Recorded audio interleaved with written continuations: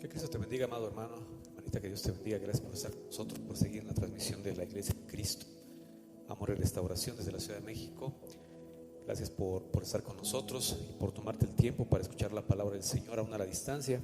Sabemos que hay cuestiones complicadas todavía. Desafortunadamente, esta pandemia de COVID-19 no ha cesado. Todavía hay estragos, hay muchos contagios. Hemos escuchado que el número se ha disparado y que seguimos con tendencia desafortunadamente al alza, no solamente en la ciudad y en el país, sino en varias partes del mundo. Así que es necesario, importante que tengamos cuidado, como lo hemos estado mencionando durante varios cultos. Así que vamos a estar alternando otra vez la parte presencial con la parte a distancia, utilizando esas redes y estos medios tecnológicos a nuestro alcance para que podamos también llevar la palabra de Cristo a quien lo necesite. Así que gracias por estar sintonizando este mensaje y en nuestro canal de YouTube de la Iglesia de Cristo, Amor y Restauración. Que Dios te bendiga mucho. Y las recomendaciones que hemos estado repitiendo mucho y las seguiremos haciendo, amado hermano, hermana, porque es necesario que tomemos esa conciencia. Hemos visto casos ya de personas que están siendo infectadas o reinfectadas o infectadas con vacunas y ya con cuadros completos. Así que no nos confiemos, ya hay bastantes variantes, como le hemos platicado, como tú debes saberlo ya por las noticias. Así que ya no es una garantía el que no nos vayamos a enfermar, aún teniendo nuestro esquema completo de vacunación, independientemente de la farmacéutica del que sea. Entonces es importante que sigamos con las medidas de sana distancia, con las medidas de cubrebocas, con las medidas de lavado e higiene de manos constante, utilizar alcohol en gel y todo lo que hemos ya platicado, que pues no lo dejaremos de hacer porque es necesario que ya generemos un hábito también de ahora en adelante. Hemos visto que si bajamos la guardia un poco, vienen problemas y consecuencias difíciles. El pueblo de Dios tenemos también que comprender y entender las cosas y los tiempos que estamos viviendo de la manera en que a nosotros nos sea más benéfico y sea más provechoso. Hay que tener cuidado, hay que cuidarnos. Amada Iglesia de Cristo, ya nuestro Señor viene pronto, lo sabemos. Hay muchas cosas que ya lo están así denotando y pues tenemos que buscar más de su palabra, y lo hemos estado haciendo y lo hemos estado viendo en los diferentes estudios y en las predicaciones, que es necesario que tú y yo tengamos más conciencia de estar parados. Y para hay una buena preparación tiene que haber una buena edificación, y para que haya una buena edificación hemos hablado mucho también de la parte que es necesaria, bien importante, imprescindible, pues que es el culto, y ese culto tiene que ver con nuestra vida. Y a veces procuramos que la obra del Señor sea buena y esté bien en la iglesia, y de congregacional posiblemente esté funcionando, pero vamos a ver, y lo hemos planteado mucho, es necesario que nuestra vida personal y nuestra vida familiar también refleje una obra hacia Dios muy sólida, muy bien hecha, muy bien construida y muy bien edificada con materiales de calidad. Entonces es necesario eso. Sabemos que hay un cimiento que es Cristo, y que a partir de ahí de manera doctrinal vamos a estar despuntando nosotros con materiales de construcción. Lo hemos estado hablando mucho últimamente en las predicaciones, y es necesario que nosotros veamos cómo tenemos que colocar todas esas partes importantes y cómo colocar ese cimiento en nuestra vida, porque si no, posiblemente pensemos que el cimiento está bien colocado, que el cimiento está bien firme, y cuando vienen las pruebas, vienen las situaciones difíciles, o como dice la palabra que leíamos hace algunas semanas, en las cuales nos menciona la Escritura que viene la prueba, y el hombre que construyó sobre la roca, dice la palabra que vinieron ríos, que vinieron aguas, que vinieron fuertes vientos, y la casa no cayó. Sin embargo, el hombre insensato que construyó su casa sobre la arena, pues pasaron lo mismas situaciones por la prueba, y desafortunadamente su casa fue arrastrada, fue llevada, fue destruida. Edifiquemos siempre sobre la base sólida de la doctrina, que es la palabra del Señor y lo que nos ha hablado el Señor Jesucristo a través de ella, con la revelación del Espíritu Santo para entendimiento de la misma, y no la interpretación personal que le podamos dar a beneficio de una persona o de un grupo de personas.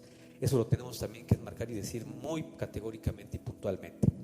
Es necesario que nosotros le demos la interpretación sólida, no de manera personal, sino de manera puntual en cuanto a la revelación del Espíritu Santo, y entendamos el propósito por el cual ha sido enviada y escrita, y el cual también la leemos también, porque Dios permite que tú leas cierta parte de la Escritura cuando tú la necesitas.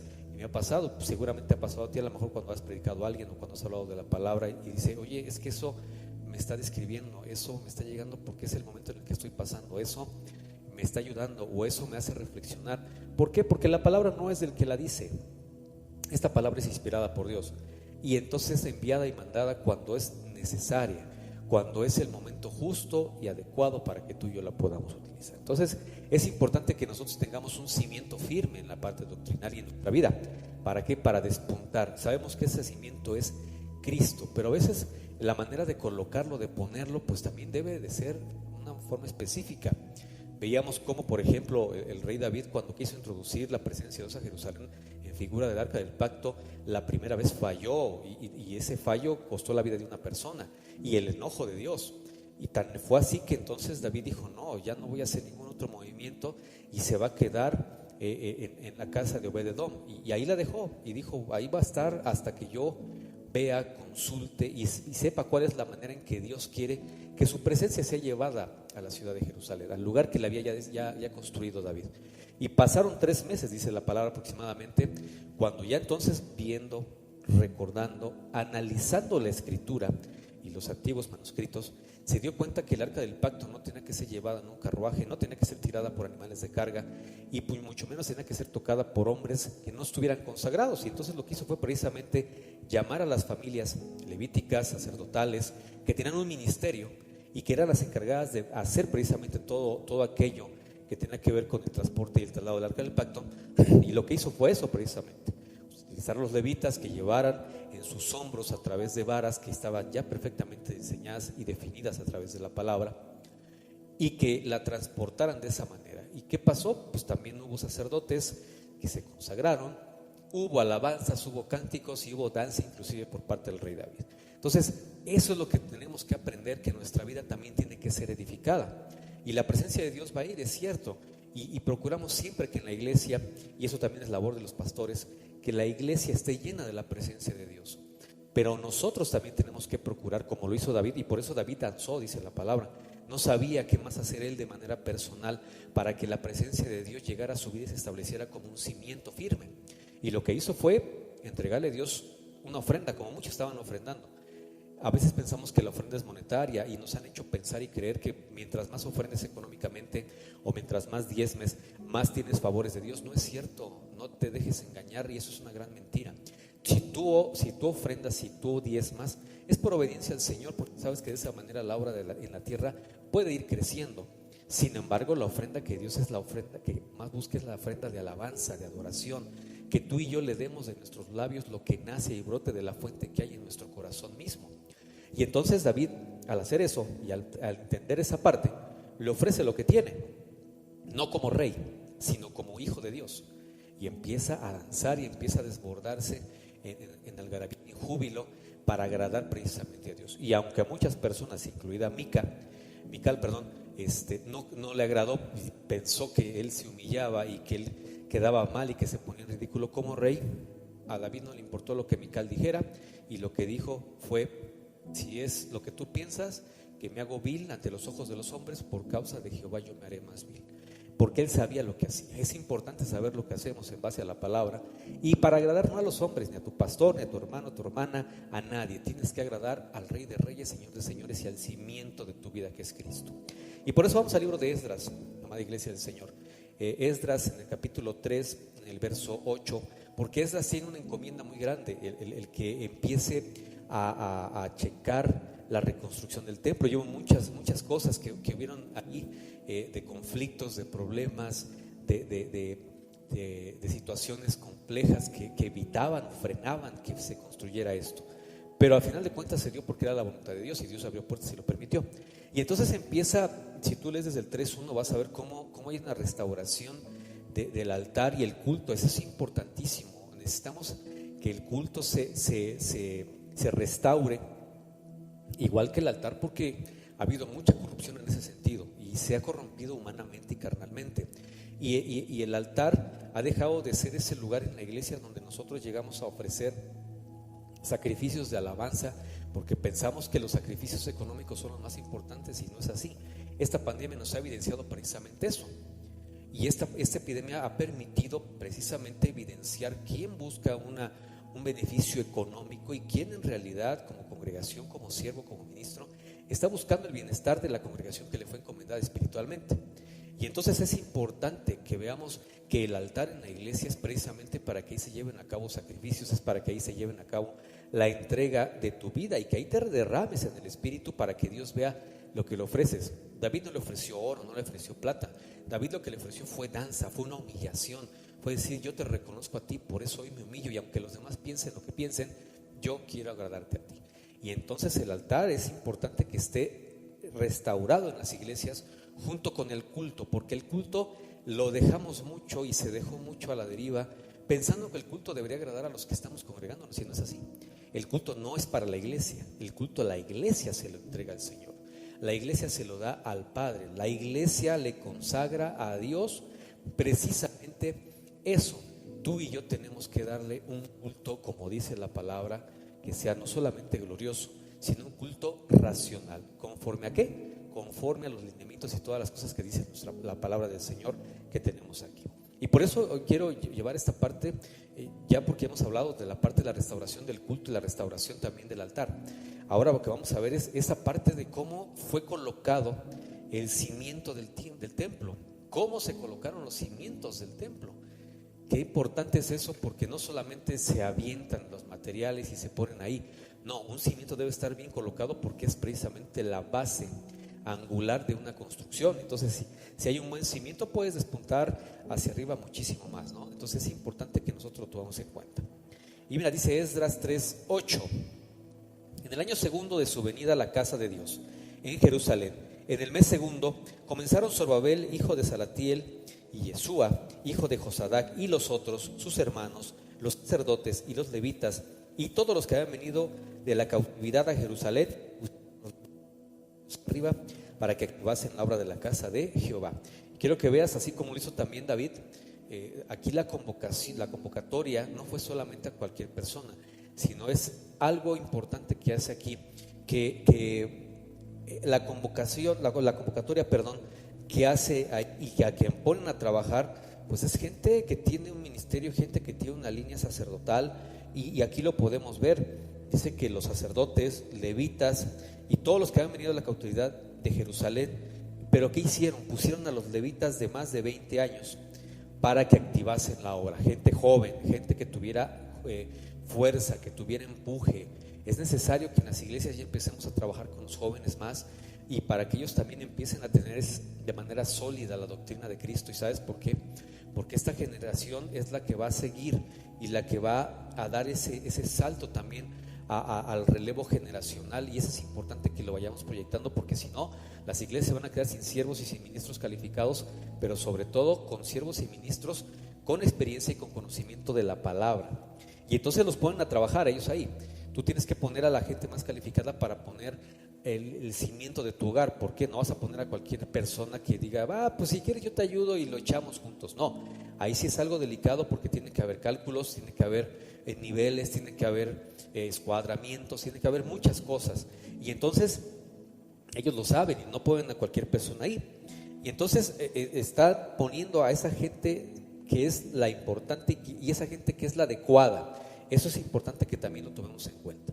¿Cuántas veces no has escuchado: yo me gustaría ser pastor porque ya los pastores no trabajan, los pastores viven de la obra? No porque tengan la convicción ni porque digan: yo tengo un llamado, porque Dios me ha llamado, yo quiero servirle a Dios, quiero servirle a la obra, quiero ser parte. O sea, no quieren ser el obrero, no quieren ser ellos ya algo más, y desafortunadamente se ha prestado mucho para todo ello. Tenemos que servir a Dios en donde Él nos quiera poner. Entonces Dios lo que busca precisamente es la persona idónea, no la ideal, la idónea para hacer los trabajos y sobre todo los ministerios. Por eso el que los escoge no es el hombre, sino es Dios a través del Espíritu Santo, y es el que reparte los dones a los hombres según conforme al propósito de nuestro Padre. Y mira, dice el 9: Yeshua también, sus hijos y sus hermanos, Cadmiel y sus hijos, hijos de Judá, como un solo hombre asistían para activar a los que hacían la obra de la casa de Dios, junto con los hijos de Genadad, sus hijos y sus hermanos levitas. Entonces, si te das cuenta, aquí fue una cuestión familiar, pero me llama mucho la atención que diga que todos trabajaron como un solo hombre. Qué importante es eso. Y habla de que para trabajar en esto tenemos que trabajar en unidad, en un conjunto, como si fuéramos un solo hombre, con un solo pensamiento, con un solo creer y un solo sentir espiritualmente hablando. Y eso lo necesitamos ver en la palabra y plasmarlo en las congregaciones. Y no solamente en la congregación, también en tu vida y también en tu familia. No abandonemos la obra personal ni familiar, porque si nos abocamos solamente a la parte congregacional vamos a fallar, y por eso vemos que las familias se desunen, por eso vemos que a veces no quieren jalar a la iglesia. ¿Por qué? Ya lo hemos visto y lo hemos platicado también en estudios y predicaciones. Es necesario que todos trabajemos con un solo hombre, y para hacerlo hace falta muchas cosas que estamos viendo y estamos descubriendo y aprendiendo. ¿Por qué? Porque queremos restaurar esta parte importante para edificar una obra personal que nos permita calificar como amada de Cristo, no solamente como congregación en la iglesia, sino también de manera personal y familiar. Yo les he dicho, habla la palabra de que uno estará dos en un lugar y uno será llevado y el otro se quedará. En las iglesias igual, y en las familias, ¿qué va a pasar? ¿Vas a quedarte tú, que se quede alguien de tus seres amados? Reflexiónalo. A lo mejor ahorita no lo vemos tan proyectado, pero si fuera así, ¿a ti qué te gustaría ser? ¿Uno de los que se va, los que se queda? Seguramente dirás, yo quiero irme. Entonces, ¿en tu familia se va a quedar alguno? ¿Has procurado o hemos procurado que ninguno de nuestra familia se quede? Que todos vayamos al arrebatamiento, que todos partamos con Cristo cuando Él nos llame para las bodas del Cordero. Eso es importante. Por eso quiero que veas aquí, resaltan esa parte, que todos trabajaban como un solo hombre. ¿Cuál es el objetivo de trabajar en la iglesia? Sí, que crezca, pues, vas a hacer que crezca la obra, y vas a hacer una mega iglesia, y vas a hacer iglesias que tengan muchas iglesias dependientes de ahí. Pero la cuestión no es solamente la obra material ni la obra institucional de las iglesias. Es importante que retomemos la obra, sí, congregacional, pero también la familiar y sobre todo la personal, para que tengamos un buen cimiento espiritual con una doctrina sólida, que es la de Cristo, que fue lo que pasó aquí. Es necesario que lo entendamos y es necesario que lo aprendamos también, y así lo enseñemos. Por eso sigue hablando de que fue algo de la familia y que fue algo sacerdotal y ministerial, sacerdotes y levitas, y todos trabajaban, dice la palabra, como un solo hombre. Así estaban trabajando y así asistían y así hacían todas las cosas. Y dice el 10: y cuando los albañiles del templo de Jehová echaban los cimientos, quiero que veas, porque eso también habla el apóstol Pablo, que como perito, como persona que más sabe y autorizado para hacer eso, y así lo marca. Pues dice la palabra que así, esa calificación aquí también la da. Había gente específica y gente especializada precisamente para eso. Entonces los albañiles que estaban trabajando en el templo de Dios empezaban a echar los cimientos. Algo pasaba también ahí mismo, o sea, cada uno se dedicaba a lo suyo. Quien era especialista para realizar las obras de albañilería estaba dedicado a eso. Pero fíjate que vamos a ver otro grupo de personas que estaban haciendo otra cosa de manera paralela.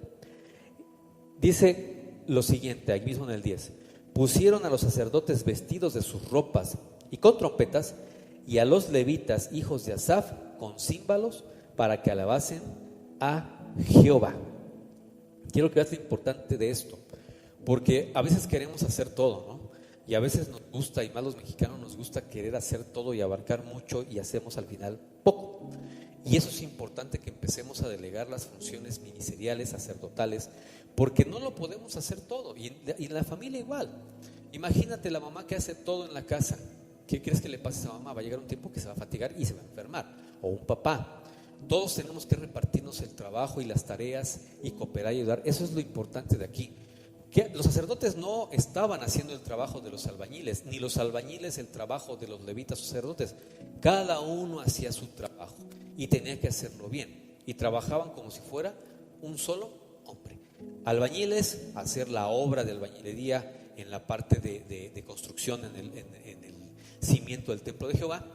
Pero los sacerdotes con su vestidura y con trompetas, y los levitas entonando los címbalos y cantando, estaban alabando al unísono a Dios mientras los demás trabajaban en la construcción.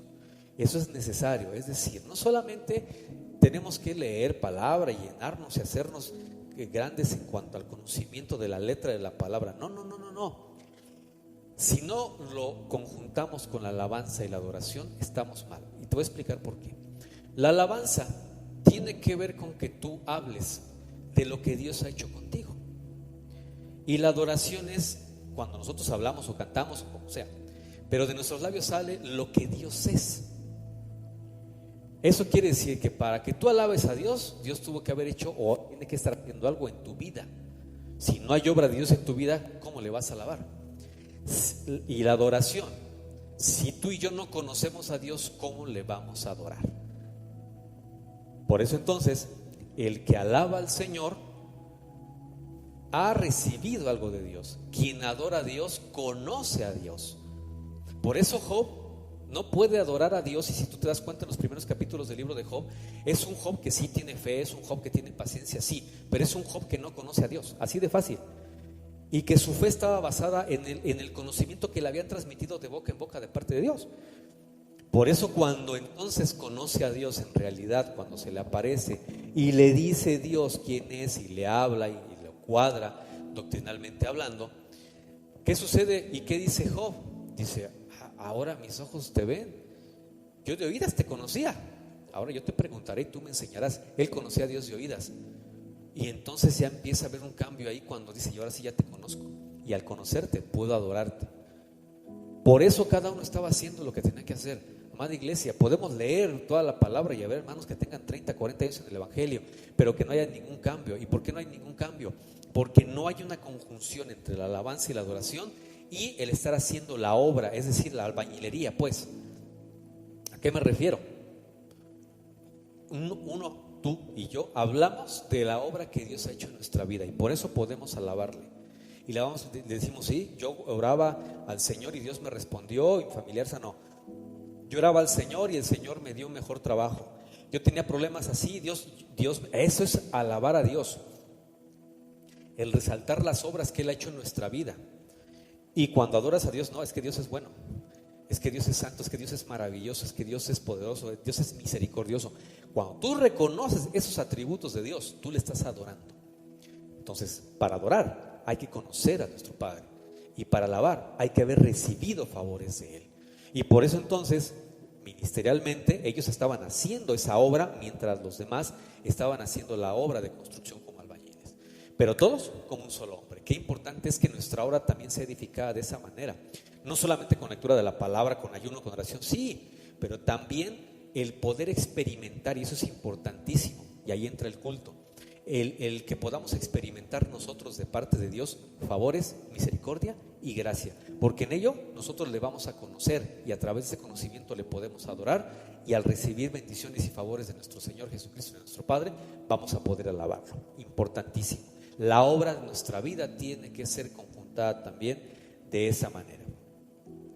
Y entonces continúa aquí en la lectura del mismo 10. Mira, pusieron tanto a sacerdotes y a levitas con címbalos para que alabasen a Jehová según la ordenanza de David, rey de Israel. Es decir, no fue en desorden, no fue porque una persona quisiera, no, fue bajo una ordenanza, bajo órdenes explícitas de alguien.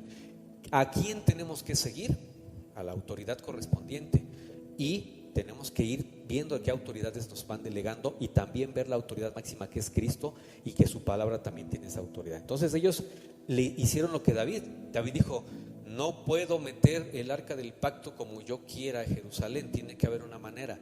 ¿Qué hizo? Dice la palabra que él vio los rollos y dijo: ya vi, tiene que ser transportada por levitas, por el hombro, utilizando una madera de esta forma, y tienen que introducirla así. Y entonces dijo: activaré sacerdotes, activaré levitas, y activaré, ¿para qué? Para que esto le agrade a Jehová.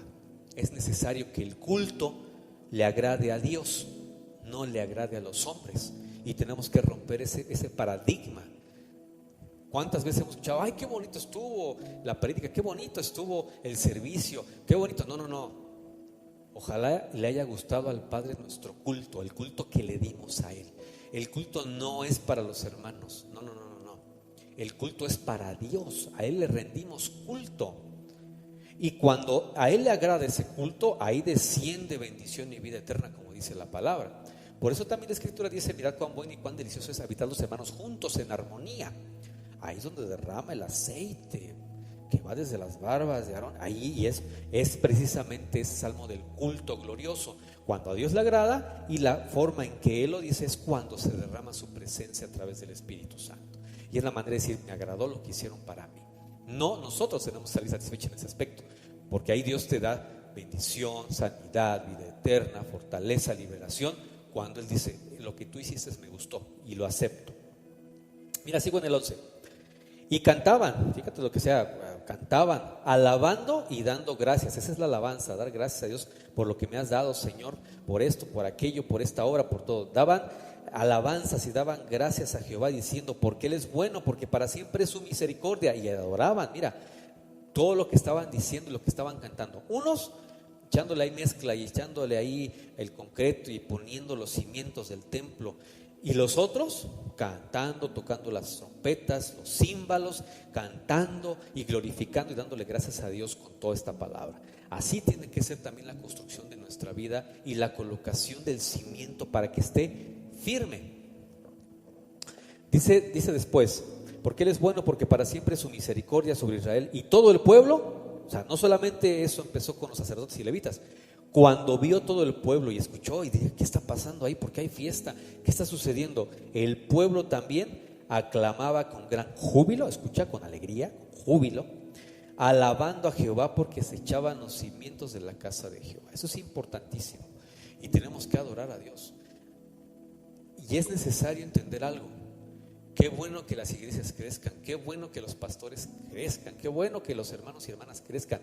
Es bueno ver a alguien crecer y madurar en el Señor, tener experiencias, tener frutos, tener esos dones que Dios derrama a través del Espíritu Santo. Qué bueno es tenerlo, no que nos dé envidia. Yo he escuchado desafortunadamente que dicen, no, ya abrieron aquí una iglesia enfrente o a 2 cuadras. No es competencia, es bendición. Qué bueno que las abran, qué bueno que hay hermanos que están tocando y que están dándote las buenas nuevas, quizás en su manera, en su doctrina, pero es al final del día una siembra que están haciendo. Hay que alabar a Dios y hay que decirle al Señor gracias, porque tu palabra se está expandiendo, porque tu palabra está dando a conocer y porque muchos hombres y muchas mujeres van a poder escuchar tu mensaje y va a llegar, como puede llegar por este medio alguien que lo necesite y diga, yo quiero saber de ese Cristo, yo quiero que en mi corazón haya un cimiento, yo quiero que en mi corazón haya ese mismo júbilo, yo quiero que en mi vida haya ese mismo trabajar como un solo hombre y que yo pueda ser edificado y llegue a la presencia de Dios. Eso es maravilloso. No hablamos de capacidades, no hablamos de ministerios, no, estamos hablando de la realidad. 1, salvación, y también estamos hablando 2, de arrebatamiento, que eso es importante porque ya Cristo viene pronto. Y por eso el pueblo tenía júbilo, tenía algarabía, tenía gozo y decía gloria a Dios, y seguían cantando y también se contagiaban de lo que pasaba con lo que estaban haciendo los albañiles y con lo que estaba haciendo ahí también los sacerdotes y los levitas. Qué importante es que haya precisamente obras y haya ofrendas de alabanza al Señor. Por eso lo que hicieron también fue restaurar el culto y restaurar la parte del altar, que es importantísimo, es necesario. Y ese altar tiene que estar en un lugar pues, donde haya un buen cimiento, para que haya una buena construcción y se coloque también los altares, el altar, perdón, y ahí se puede hacer un culto glorioso para Dios. Es necesario que exista. Y entonces el pueblo aclamaba con gran júbilo. Es necesario que el pueblo demuestre júbilo. Y el demostrar júbilo es porque lo tienes. Y es necesario que el pueblo tenga júbilo, gozo, no que esté triste. Mira, hay cosas que están pasando que nos suceden. Si tú ves las noticias, todo te desanima, todo lo ves mal, ves terremotos. Está viendo que hubo terremotos apenas hace unos días en Alaska. Hay aumento de casos COVID, hay inundaciones, hay calamidades, hay situaciones difíciles. Sí, claro, y tú ves eso y te desanimas. Lo ves en el mundo, pero cuando ves algo que pasa en la casa de Dios, cuando ves a alguien que dices, mira, él aceptó a Cristo, mira lo que está pasando en esta iglesia, mira y entonces te da júbilo y te da alegría, dices, gloria a Dios, alabado sea tu nombre, Señor. Y es lo que tenemos que hacer tú y yo también, permearnos también de esa parte. Mira, dice el 12, y muchos de los sacerdotes, de los levitas y de los jefes de casas paternas, ancianos que habían visto la casa primera, viendo echar los cimientos de esta casa, lloraban en alta voz, mientras muchos daban grandes gritos de alegría. Es decir, ellos vieron el primer templo y cómo estaba la gloria, vieron todo eso. Y cuando fue destruido y fue devastado, quizás en su mente pensaron que ya no se iba a volver a levantar. Les dio gusto, les dio gozo, y aún recordando los tiempos difíciles por los cuales fueron destruidos el templo, estaban viendo ahora que había una segunda oportunidad. que sus ojos les permitía ver otra posibilidad de reconstrucción y de tener un lugar donde Dios descendiera en gloria, llenara ese lugar y bendijera al pueblo. ¿Por qué David le urgía tener el arca del pacto en Jerusalén? Porque sabía que donde estuviera la presencia de Dios en figura de esa arca, iba a haber bendición.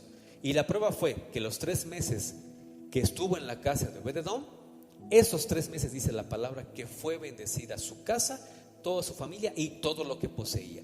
Y aún la bendición se fue a la parte ministerial, porque dice la palabra que sus 8 hijos fueron llamados en una parte del servicio como porteros también. Y entonces, amada iglesia, David sabía que es necesario que una iglesia tenga presencia, que una familia tenga presencia de Dios, que tú en tu corazón y en tu vida tengas presencia de Dios. Es necesario.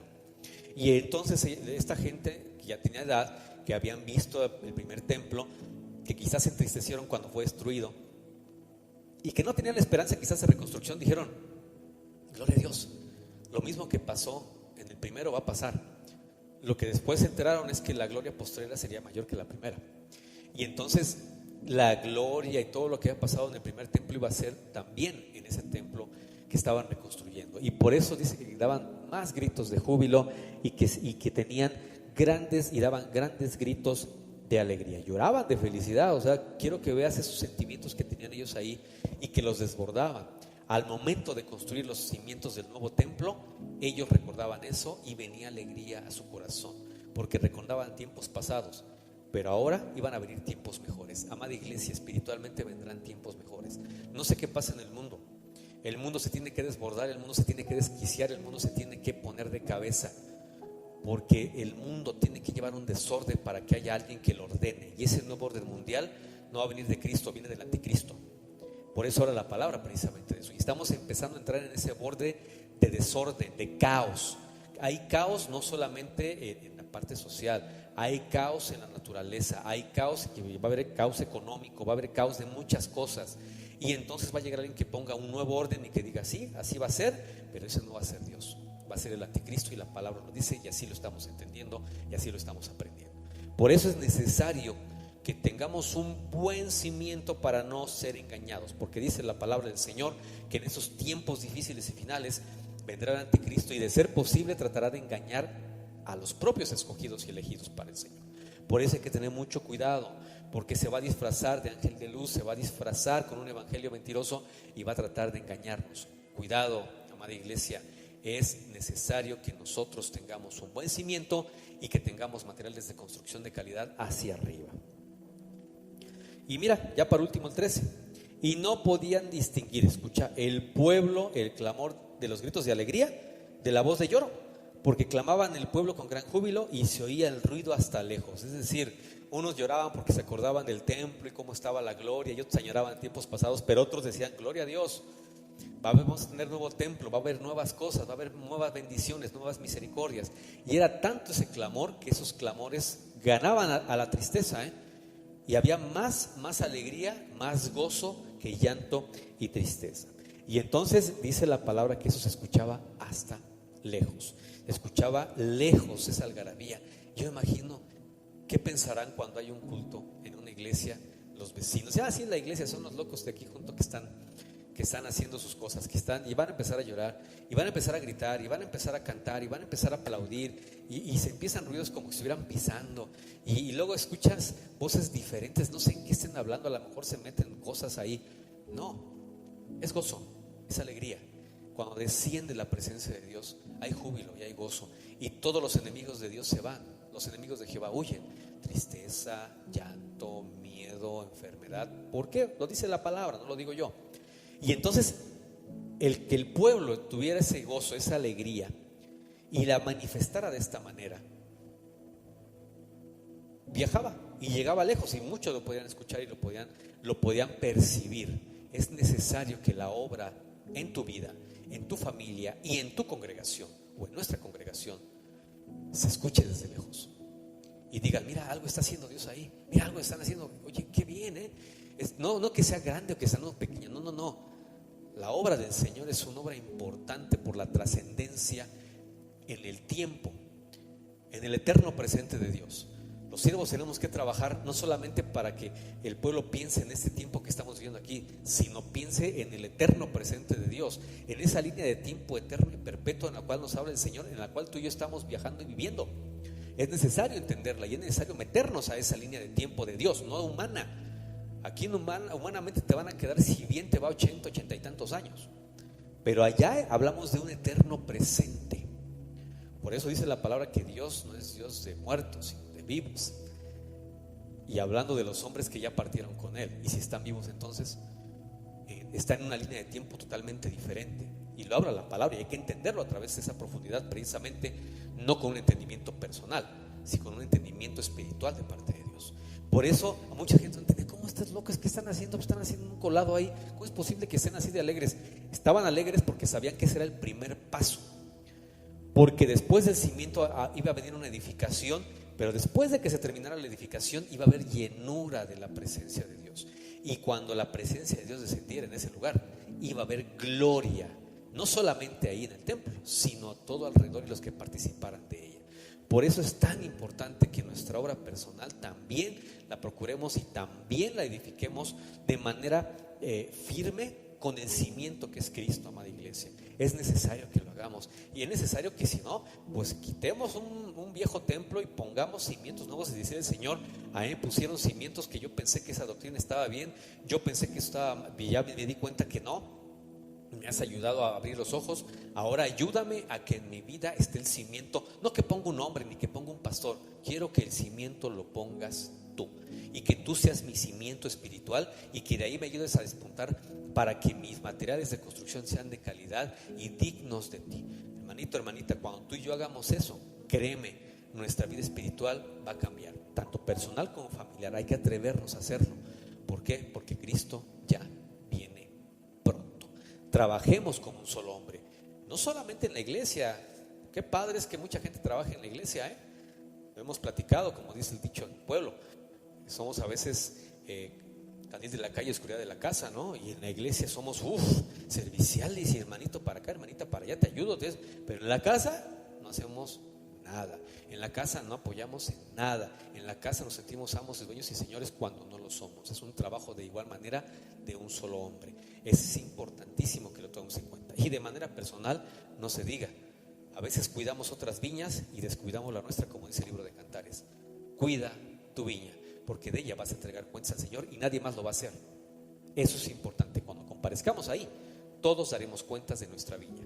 Así que, amada iglesia de Cristo, que Dios te bendiga y que Él procure en nosotros hacernos entender que el cimiento es que necesitamos tú y yo.